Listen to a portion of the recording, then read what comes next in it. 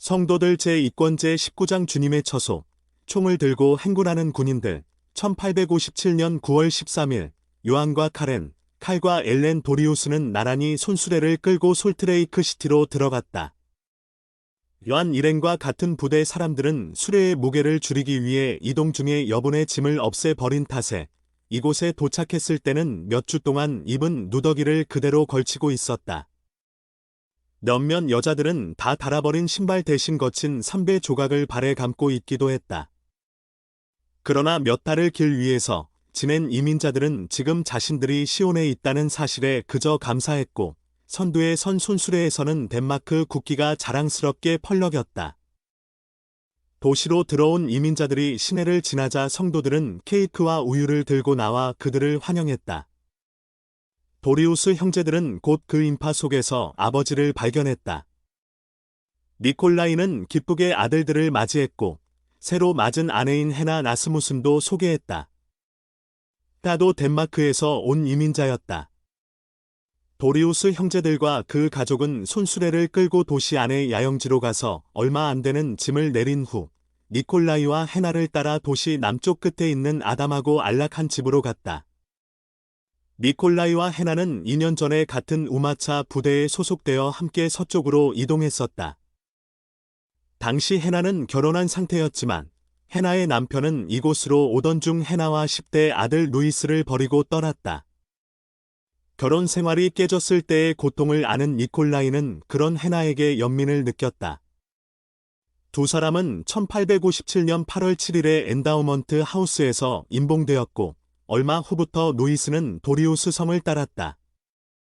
요한과 칼이 아내들과 함께 여독을 푸는 동안 준주 곳곳에 있는 성도들은 군대가 들어올 상황에 대비하고 있었다.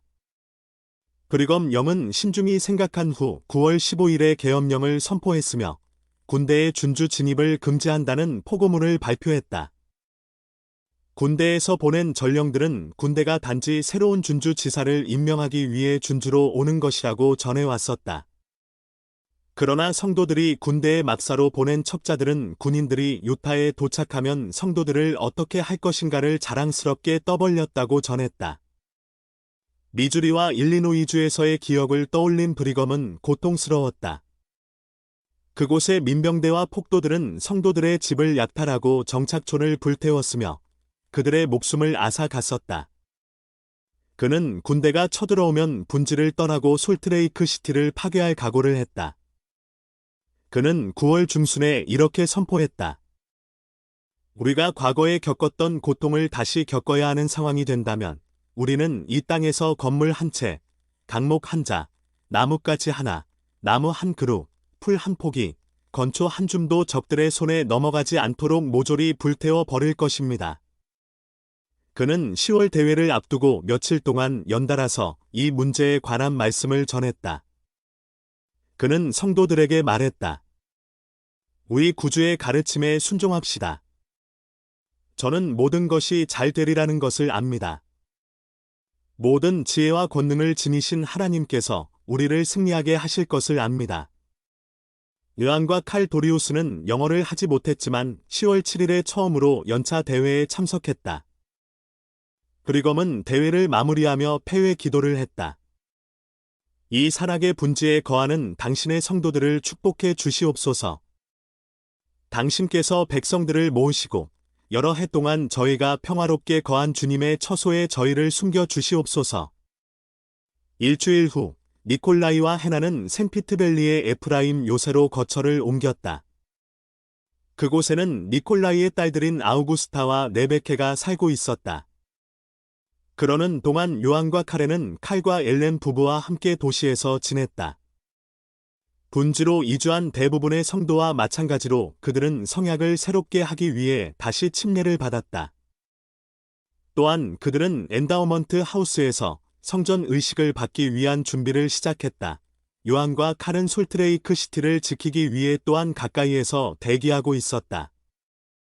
그 무렵 존 디 리는 마운틴 메도스에서 벌어진 학살 사건을 보고하기 위해 솔트레이크 시티에서 브리검 영과 윌포드 우드럽을 만났다.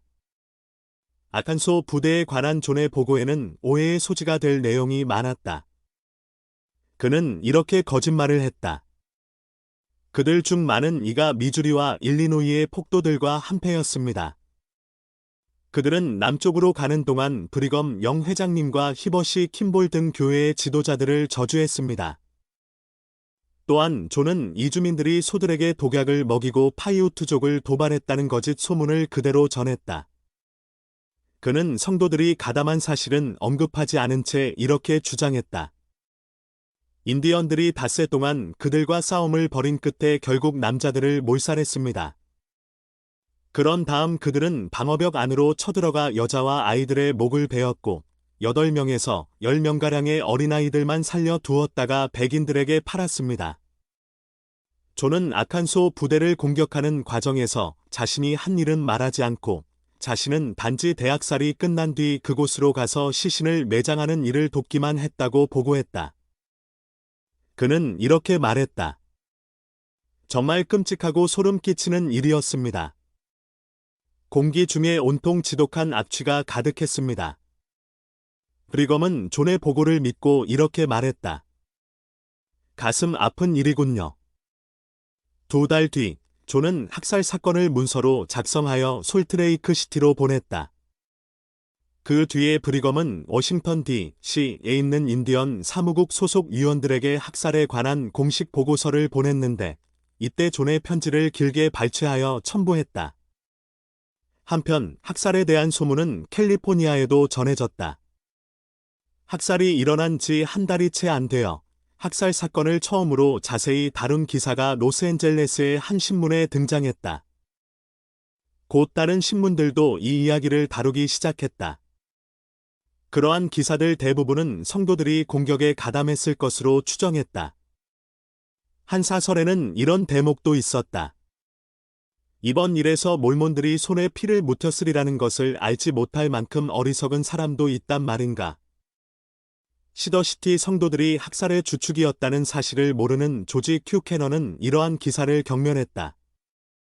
샌프란시스코에서 발행되는 교회 신문 웨스턴 스탠더드의 편집인인 조지는 성도들에 대한 증오심을 조장하는 기자들을 사설을 통해 비난했다. 우리는 이토록 줄기차게 이어지는 악담과 눈덩이처럼 불어나는 그릇된 비난의 신물이 날 지경이다. 대저렛의 몰몬들은 근면하고 평화를 사랑하고 하나님을 경외하는 사람들이며 그들은 이제껏 가장 악랄하게 학대받고 비난받아 왔다. 이 무렵 세계 곳곳의 선교사들은 각자 자신의 가족을 돕고 적으로부터 시온을 보호하라는 브리검 영의 요청에 응하여 집으로 귀환하기 시작했다. 10월 22일 18살의 조셉 F. 스미스 등 하와이의 선교부에서 봉사하던 장로들은 가진 것 하나 없이 맨몸으로 웨스턴 스탠더드 사무실에 도착했다. 조지는 조셉에게 외투와 따뜻한 담요를 들려서 그와 그의 동반자들을 유타로 보냈다. 한 달 남짓 지난 12월 1일에는 사도 올슨 프렛과 에즈라 벤슨도 영국 선교부에서 봉사했던 장로들과 함께 샌프란시스코에 도착했다. 미 대통령이 성도들이 공개적으로 정부에 대한 반역을 일으켰다고 선포했다는 것을 알게 된 사도들은 유타로 가는 동안 신분이 발각되지 않도록 가명을 썼다. 그들은 샌프란시스코에서 조지를 찾아가서 함께 시온으로 돌아가자고 촉구했다. 사실 캘리포니아에서 성도들에 대한 반감이 극렬해진 상황이었기에 조지를 재촉할 필요는 없었다. 조지가 선교 사업을 나온 가장 큰 목적 중 하나는 하와이어 판 몰몬경을 출판하는 일이었고 그는 이 일을 이미 마무리한 터였다. 조지는 자신의 일지에 이렇게 적었다. 나는 일말의 미련도 없이 샌프란시스코를 떠난다. 한편 마운틴 메도스 학살 사건에 대한 보복으로 여러 무리가 교회의 회원들을 공격하고 있다는 소문이 돌자 캘리포니아에 있는 많은 성도들은 소규모 부대들을 조직하여 캘리포니아를 떠났다. 조셉 F. 스미스는 유타까지 소떼를 모는 일을 맡게 되었다. 어느 날 조셉이 장작을 모으고 있는데 말을 탄 남자들 몇 명이 부대의 야영지로 난입해서는 눈에 띄는 몰몬은 모조리 다 죽여버리겠다고 위협했다. 이에 부대의 몇몇 형제들은 근처 개울 옆에 있는 덤불 속으로 숨었다. 조셉도 달아났는데 그는 거의 숲에 다다른 순간 걸음을 멈췄다. 조셉은 전에 자신의 동생 마사 앤에게 언제 어디서나 몰몬이 되라 라고 격려한 적이 있었다. 그렇다면 자신도 그렇게 하는 것이 옳지 않겠는가? 조셉은 팔에 장작을 안은 채 야영지로 걸어 들어갔다. 무리 중 한 명이 권총을 들고 말을 몰아서 조셉에게 다가왔다. 자네 몰몬인가? 그가 물었다. 조셉은 그 사람이 자신을 쏠 것이라 확신하며 그를 똑바로 쳐다보았다. 조셉이 대답했다. 네, 그렇습니다. 저는 뼛속까지 철저히 충실한 몰몬입니다. 남자는 당혹스러운 얼굴로 조셉을 바라보았다. 그는 권총을 내리고 얼어붙은 듯 잠시 그대로 말에 앉아 있었다. 그러더니 손을 내밀고 이렇게 말했다. 젊은 친구, 악수나 합시다. 자신의 신념을 고수하는 사람을 만나서 기분이 좋소. 그런 다음 그는 같이 왔던 사람들과 함께 말을 돌려 야영지를 떠났다. 조셉과 부대 사람들은 위험에서 자신들을 안전하게 구해 주신 주님께 감사드렸다. 많은 캘리포니아 성도들은 지체 없이 유타를 향해 떠났지만 아직 떠날 준비가 안 된 이들도 있었다. 캘리포니아 성도들의 가장 큰 정착촌인 샌버너디노에는 집을 짓고 수익성 있는 사업을 꾸리며 살아가는 가족들이 몇 있었다. 그들은 자신들이 가꾼 아름다운 농장과 과수원을 자랑스러워했고 어느 누구도 몇 해 동안의 노고가 허사로 돌아가는 것을 원치 않았다. 그들 중에는 에디슨과 노이자 프렛도 있었는데 그들은 1852년에 태평양 제도에서 돌아온 뒤 줄곧 샌버너디노에서 살았다. 노이자는 캘리포니아에 있는 자신의 집과 과수원이 아무리 소중해도 기꺼이 다시 떠날 의지가 있었다. 그러나 에디슨은 주저하는 마음이 더 컸다. 그는 유타의 위기 상황으로 걱정이 천근만근이었는데다 심기가 뒤틀린 상태였다. 에디슨은 지난 5년 동안 몇 가지 실망스러운 일을 겪었다. 그는 남태평양에서 한 번 더 선교사로 봉사하려 했지만 프랑스의 보호 아래 있는 타히티 정부가 그의 전도를 정격 금지했다. 게다가 그의 전 동반자였던 벤자민 그루아드는 교회를 떠났다. 또 에디슨은 종종 예측이 불가능한 유타의 날씨보다 캘리포니아의 따뜻한 기후가 더 좋았다. 그리고 그는 미합 중국에 대한 열렬한 충성심이 있는 사람이었다. 미국의 군인들이 유타를 침략한다 해도 그는 양심에 거리낌 없이 그들과 맞서 싸울 자신이 없었다. 에디슨이 이주를 꺼리자 노이자는 난감했다. 그들의 첫 세 딸은 이제 가정이 있었다. 그중 앨런과 로이스는 남편들과 함께 유타로 갈 계획이었고 막내인 앤도 유타로 가고 싶어 했다. 다만 프랜시스와 그녀의 남편만 캘리포니아에 남을 예정이었다. 샌버너디노 사람들이 모두 잠든 밤이면 노이자는 자주 밖으로 나가 과수원의 나무들에 물을 주곤 했다. 나무들은 이제 막 열매를 맺고 있었다. 노이자는 생각했다. 이 나무들을 두고 떠나야 한단 말인가.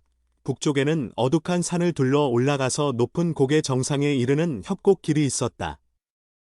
그 산 너머에는 수백 킬로미터에 달하는 메마른 사막이 펼쳐져 있었다. 남편이 좀 더 적극적으로 갈 마음을 낸다면 노이자는 유타까지 그 험난한 길을 가겠다고 결정하는 일이 더 쉬워질 것 같았다. 선택의 갈림길에서 고민하던 그녀는 교회에 대한 사랑으로 자신의 가슴이 두근거리는 것을 느꼈다. 침례를 받을 때 그녀는 성도들과 하나가 되겠다고 약속했었다. 만일 교회 회원들이 그들 자신의 길을 가겠다고 선택한다면 그들은 그대로 이방 집단이 되리라는 것을 그녀는 알았다. 답은 분명해졌다. 그녀는 유타로 돌아갈 것이었다. 노이자와 애는 앨런과 로이스, 그리고 그 가족들과 함께 1월 초에 캘리포니아를 떠났다. 노이자는 어떤 말로도 에디슨이 함께 가도록 설득할 수 없었다. 에디슨은 그저 자신도 이듬해의 분지로 가서 합류할 것이며 그때 어쩌면 프랜시스 부부를 데려갈 수도 있을 것이라고만 말했다. 그런 후 그는 산 너머까지 가족들을 따라가서 우마차 부대 안에 가족들의 자리를 확보해 주었다. 노이자와 딸들은 그 후로 며칠 동안이나 남겨두고 온 사랑하는 가족들을 생각하며 눈물을 흘렸다.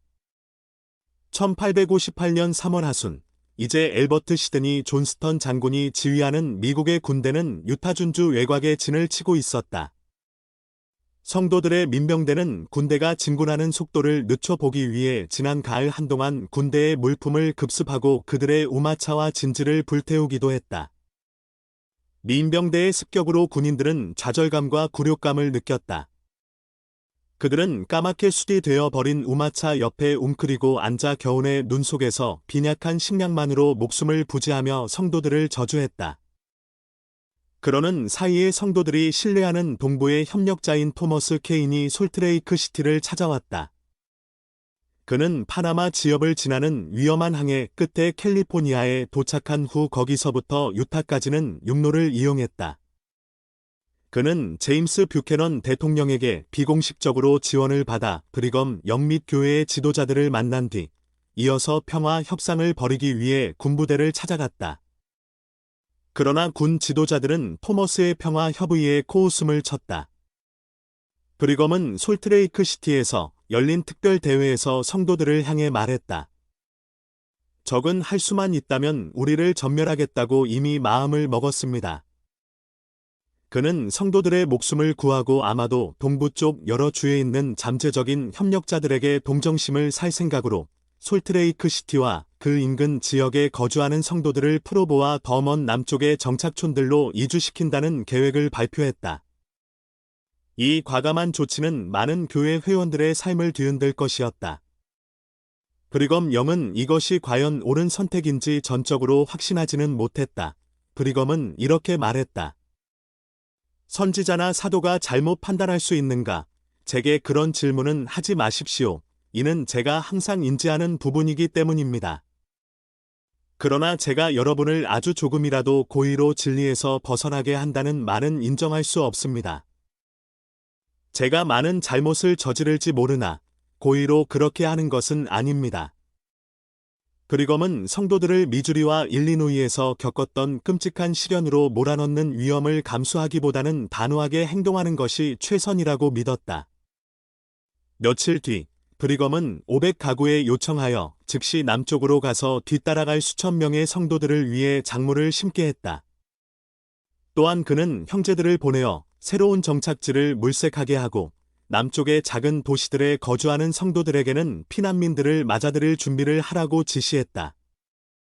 곧 솔트레이크밸리의 성도들은 우마차를 꾸리고 이주 준비를 했다.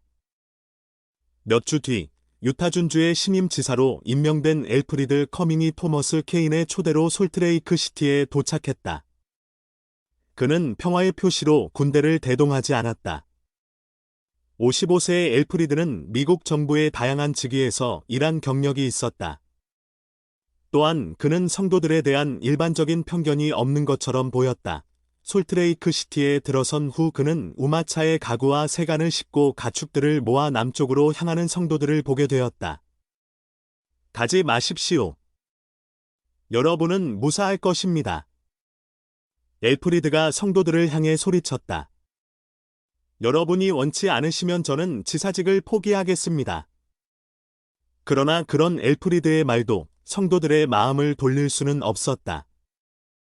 엘프리드와 토머스는 솔트레이크 시티에 머물며 성도들에게 제기된 반란 혐의의 일부를 조사하고 브리검과 교회 지도자들을 만났다. 그로부터 며칠 뒤 엘프리드는 그 혐의들이 과장된 것이었음을 확신하게 되었다. 도착한 지 일주일 남짓 지난 뒤에 그는 솔트레이크 시티에 모인 회중 앞에서 연설했다. 제가 임기 중에 실수를 하거든 친구 여러분, 저에게 와서 조언해 주시기 바랍니다. 그는 유타 밖에서 성도들을 크게 오해하고 있음을 인정하며 자신은 선의로 책임을 이행하겠다고 약속했다. 그가 연설을 마친 후에도 성도들의 의심은 사그라들지 않았지만 브리검은 자리에서 일어나 그에 대한 지지 의사를 밝혔다. 뜨뜻미지근한 환영이었지만 엘프리드는 이만하면 성도들이 자신을 신임 지사로 받아들여 주리라고 기대를 걸었다. 성도들을 안심시키려는 지사의 노력에도 불구하고 프로보를 향해 남쪽으로 가는 65km 거리의 길은 우마차와 마차, 가축들로 발 디딜 틈이 없었다. 브리검의 가족은 프로보에 있는 건물 몇 곳에서 생활하게 되었으나 다른 성도들은 남쪽 정착지에 도착한 후 어디서 지낼지에 대한 확실한 대책이 없었다.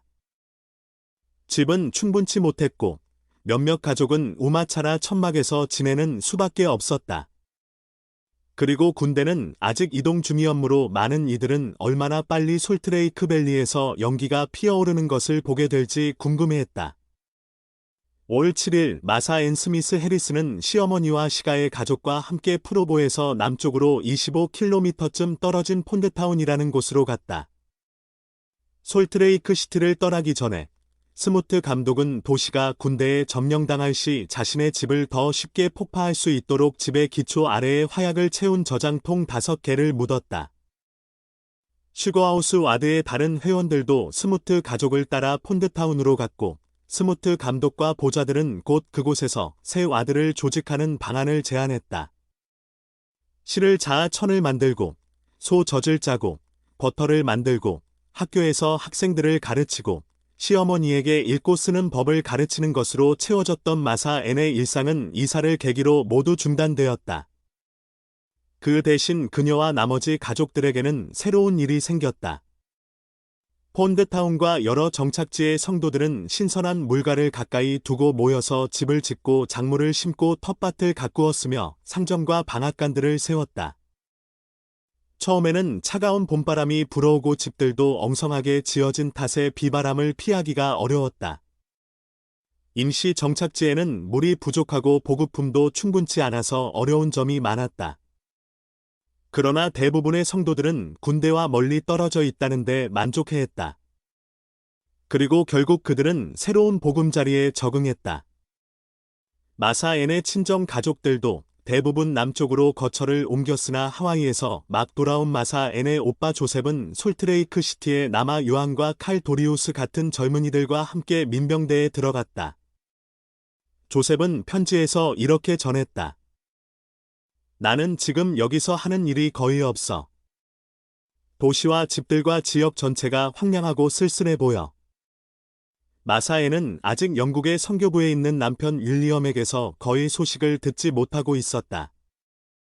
그가 마지막으로 편지를 쓴 것은 1857년 11월 말이었는데 그로부터 얼마 후에 브리검 염은 선교사들에게 집으로 돌아오도록 요청했었다. 윌리엄의 마지막 편지는 다음과 같았다. 사랑하는 마사, 머릿속이 복잡해요. 어디서부터 이야기를 시작할지 모르겠군요. 지금 상황으로 봐서는 나도 곧 바다를 건너 서부의 집으로 가게 될 것 같아요. 그러니 사랑하는 마사, 만날 때까지 잘 있어요. 윌리엄은 편지에서 봄이면 집에 도착할 것 같다고 말했었다. 그러나 봄이 다 가도록 그는 오지 않았다. 성도들이 남쪽으로 이주하기 전에 솔트레이크 시티에는 8,000명가량의 인구가 살고 있었다. 그러나 6월 중순에 접어들었을 때 도시에 남은 사람은 겨우 1,500여 명이 전부였다. 집과 상점은 대부분 주인을 잃고 남겨진 채 문과 창문이 판자로 덧대어 있었다. 성도들이 가꾸던 텃밭의 작물들은 돌보는 손길이 없는데도 푸르고 튼실하게 자라 있었다. 이 도시에서 들리는 소리라보는 거리 옆으로 가늘게 흐르는 광개 수로의 희미한 물소리가 전부일 때도 있었다. 이 무렵 정부에서 보낸 평화위원회가 솔트레이크 시티에 도착했다. 대통령은 브리검 영과 성도들에게 모든 범죄에서 사면해 줄 테니 정부에 충성하라고 제안했다. 성도들은 자신들이 범죄를 저질렀다고 생각하지는 않았지만 사면을 받아들였다. 미국 동부의 사람들은 성도들에 대한 불신과 오해를 거두지 않았다. 그러나 정부 관리들이 유타를 방문하고 브리검이 엘프리드 커밍에게 평화적으로 지사직을 넘긴 지금 동부의 많은 사람들은 성도들이 반역을 일으키고 있다는 말을 더는 믿지 않았다. 신문의 편집자들은 이제 비난의 화살을 브리검 영에게서 제임스 뷰캐넌 대통령에게로 돌렸다. 한 기사에는 이런 구절도 있었다. 몰몬 전쟁은 처음부터 끝까지 명백히 실수투성이었다. 어느 뭐로 보아도 이 일은 어리석은 대실책 범위에 지나지 않는다. 1858년 6월 26일, 군대가 솔트레이크 시티로 진입했다. 솔트레이크 시티는 유령의 도시 같았다. 거리와 집 앞마당에는 잡초가 무성했다. 이곳을 떠나기 전에 성도들은 군인들이 손대지 못하도록 성전의 기초를 흙으로 메워두었다. 군인들은 성전 부지 옆을 지나가면서 마치 쟁기로 갈아 놓은 밭 같은 땅을 보았다. 유다 전쟁이 끝나갈 무렵 이 위기 상황이 알려지자 브리검 영은 이제 모두 자기 집으로 돌아가도록 독려했다. 많은 성도들은 7월 초에 북쪽으로 돌아가기 시작했다. 산맥을 사이에 두고 유타와 솔트레이크 밸리가 갈리는 좁은 지점에 이르렀을 때 성도들은 이쪽으로 행군해 오는 군대를 보았다. 군대는 캠프 플로이드로 가는 길이었는데 캠프 플로이드는 솔트레이크 시티에서 남서쪽으로 65km 떨어진 시더밸리라는 외딴 지역에 새로 생긴 전초 기지였다. 성도들 옆으로 행군하던 중에 몇몇 군인들은 젊은 여성들 또는 복수결혼을 한 아내들과 함께 마차를 타고 가는 남성들을 괴롭혔다. 결국 길은 아수라장이 되었고 솔트레이크 시티로 돌아가던 성도들은 군대가 지나갈 때까지 3시간 동안을 기다려야 했다. 성도들은 군인들이 모두 떠난 후에야 계속해서 집을 향해 걸음을 옮길 수 있었다. 성도들이 남쪽으로 이주하면서 교회는 남부의 산간지대 곳곳으로 흩어졌다. 그들을 다시 북쪽으로 모으려면 시간과 자금이 필요할 것이었다.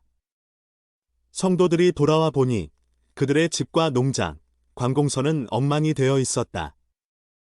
많은 와드가 제 기능을 상실해버렸고 상호부조회와 주일학교도 대부분 완전히 해체된 상태였다. 스무트 가족은 7월 중순에 폰드타운을 떠났다. 마사에는 시가 소유의 말 무리를 몰고 가는 일을 맡았다. 7월 12일, 산을 돌아 솔트레이크 밸리로 몰고 들어가는 길에 마사에는 멀리서 흰 노새를 타고 오는 사람을 발견했다. 이윽고 서로의 거리가 가까워졌을 때 마사에는 깜짝 놀랐다. 노새를 탄 그 사람은 선교부에서 집으로 돌아오는 그녀의 남편 윌리엄이었다.